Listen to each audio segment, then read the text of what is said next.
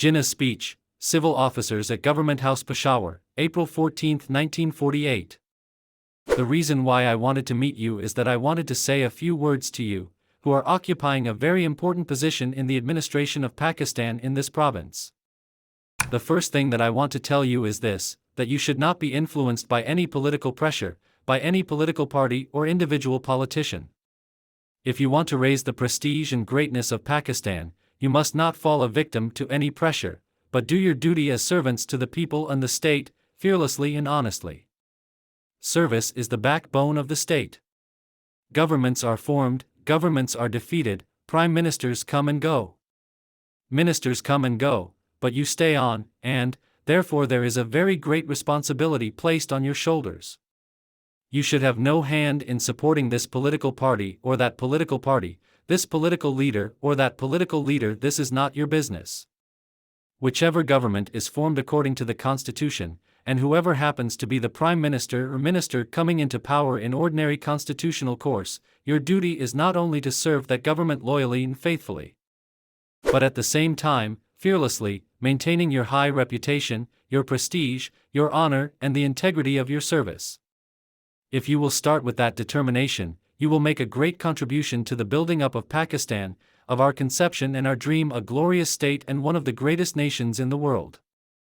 While impressing this upon you on your side, I wish also to take the opportunity of impressing upon our leaders and politicians in the same way that if they ever try to interfere with you and bring political pressure to bear upon you, which leads to nothing but corruption, bribery and nepotism, which is a horrible disease and for which not only your province but others too, are suffering if they try and interfere with you in this way, I say, they are doing nothing but disservice to Pakistan. I hope that each one of you will understand his own sphere of duty and responsibility and act with others harmoniously and in complete cooperation, keeping in mind that each has to do his duty within the sphere to which he belongs. If you on your side start with that determination and enthusiasm, and I hope the other side will also realize what a terrible evil they are raising up and how it demoralizes the services to try and influence this department or that department, this officer or that officer, and if you will stick to your determination you will have done a great service to your nation.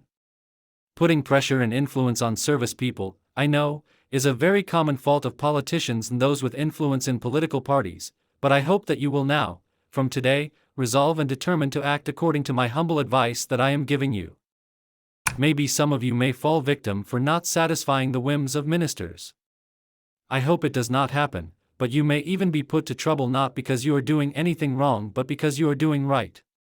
Sacrifices have to be made, and I appeal to you, if need be, to come forward and make the sacrifice and face the position of being put on the blacklist or being otherwise worried or troubled.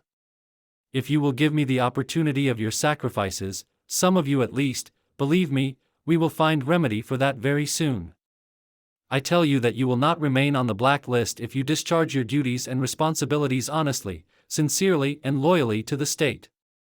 It is you who can give us the opportunity to create a powerful machinery which will give you a complete sense of security. Everybody should realize that there is a fundamental and vital change of the entire government and the constitution under which we are working. You should try to create an atmosphere and work in such a spirit that everybody gets fair deal, and justice is done to everybody. And not merely should justice be done, but people should feel that justice has been done to them.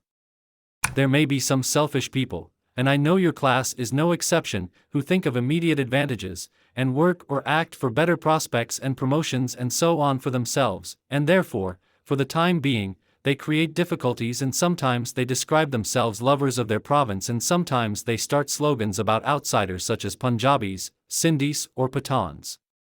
All such things are hindrance and an obstruction in the way of galvanizing the people and welding them together as one great nation.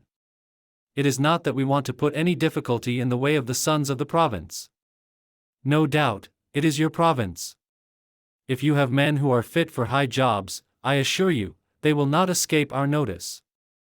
You should draw our attention and tell us that there is a man, and not only shall we be very glad that he should flourish, prosper, and progress in this province, but we will see that he is given his proper place in Pakistan. We want men who are fit for high jobs. And sometimes it is really difficult to find the right type of men. There are so many things that are going on, and I sometimes find great difficulty in getting the right man for the right post. It is very difficult. I am trying my best to get the right men. If you will give me time and your support and cooperation, believe me, that the field for service is not going to be confined so far as you are concerned, to your province, but will be extended to the whole of Pakistan. Of course, it must take time, it cannot be done at once. I hope that with assistance, cooperation and support from you and from the people, we shall be able to make very rapid progress. Finally, I congratulate you for having done well so far. The dangerous position in which we were placed when we took over power from the British government has passed. It was a big task and things were made difficult for us. I need not go into details, but you know how we were constantly faced with an organized plan to crush Pakistan and break us. In other provinces as well as in your province, the services have done well in spite of all that. We have warded off and withstood all machinations. And your province has not lagged behind in this respect. And therefore, I sincerely congratulate you for the way in which you have managed things here, and I hope that you will continue in the same spirit.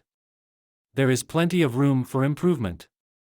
We have to learn a lot and we have to adjust ourselves to new developments, new issues which are facing us.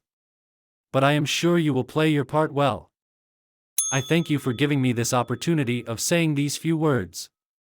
I wish you all success in your efforts.